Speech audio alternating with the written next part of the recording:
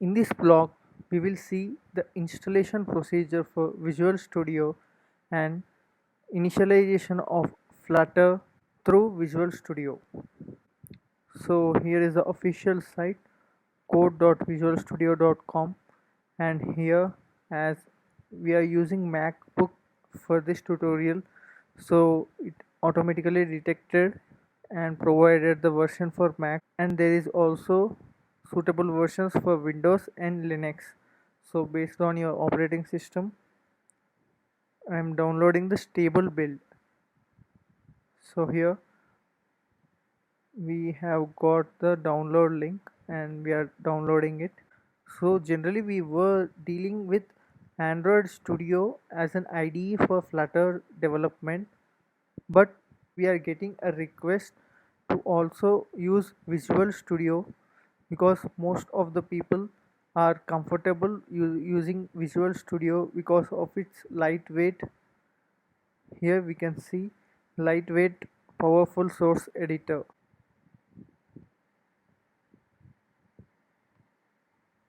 So here we go, we have successfully downloaded and currently running Visual Studio here. So here we will try to install the Flutter plugin. So yes, we have got it, and here you go, this is the plugin provided by the Flutter for Visual Studio. So now we are installing this plugin.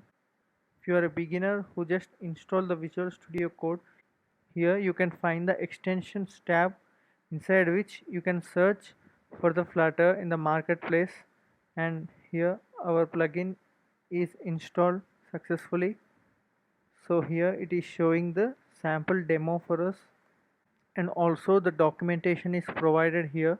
If you are experiencing any issues, you may go through this documentation or let me know in the comment section. We need to install a plugin called Dart, and let us search for it. So here we go, we have installed the plugin Dart, and Flutter is also installed. Just for the sake we are checking.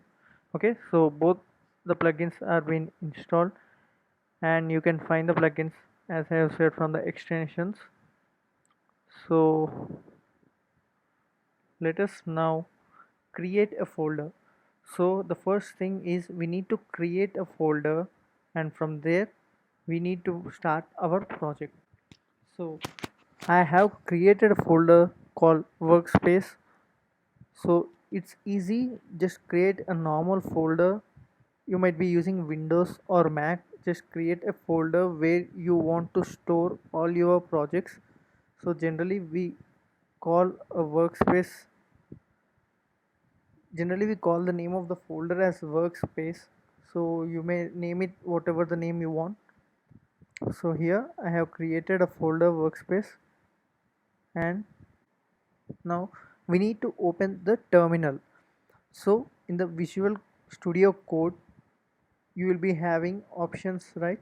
So from go, run, terminal, window, help, so out of all these options select terminal, and here you need to select the directory first. So here you can see the path for my directory. I have just created a folder on my desktop as this is a sample tutorial. So if you are trying to make any real-time project or any large application using the Flutter, so it's better to make inside your drive folder. Create our first project, so we can name anything. So generally we make a hello world.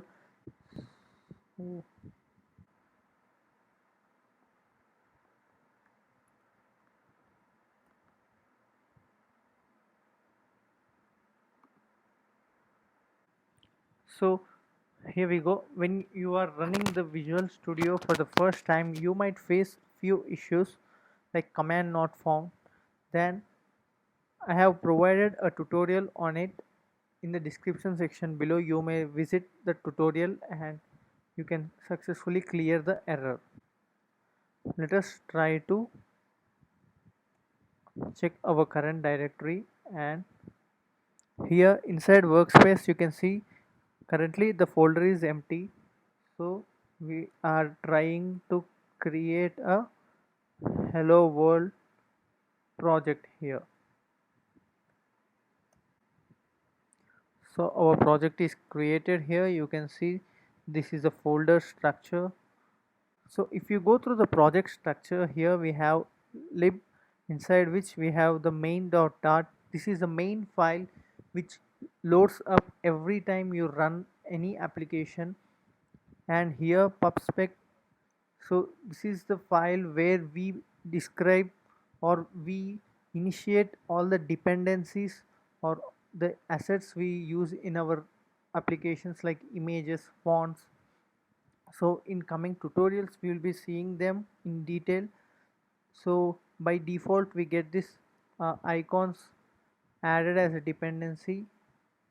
So here you can see the assets are been commented. So this is a structure, this is a format for providing assets which you use in your application. So generally if you are using any small image in your application, you need to specify it in the assets when you use the images locally, and when you are directly using from an API or a URL link, then it's not required.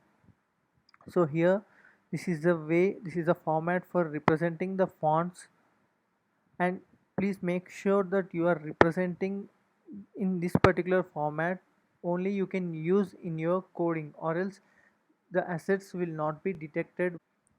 So this is our file. So this is the first program. Don't worry, we will be explaining each and every component here. So let us see from void main. So as you see, every programming starts with the void main. So it's the same scenario here too. So my app is the default class provided by the Dart SDK. So we are using the same one here. So if you want to change the name here for my app, so inside the test folder, so widget underscore test and dot, you need to change the name here also, or else you might face any issue here. When I try to change the name, it will raise an issue here, so that the name doesn't match with the declared name in the test.dart file. So make sure you change in the both the places. And here we are extending it with the stateless widget. And if you want to have more information on stateless widget and stateful widget in Dart, let me know in the comment section below, because this is the first tutorial. I just don't want to make it complex for you. So in coming tutorials we will be seeing in detail everything. So now let us try to run the code. So for running we require an emulator. So make sure you are having Android or iOS. If you are on Windows, no problem, just you need to make sure Android emulator is running. And if you are having any issue with these emulators, do let me know in the comment section below. I will help you how to initialize the emulators and use them with the Flutter code. So if you are basically an Android developer, then Android Studio also provide support for the Flutter SDK, and the same way you code for Android. So here you can see we got an error, no pubspec.yaml file found. So why this error? Because you need to make sure you are in the correct folder here. So here we are, the currently the terminal is in workspace, so we need to move into our project hello world, and then we need to run the emulator. So here you can see we are currently in hello world. So now if you try to run the code, then it will surely get the output.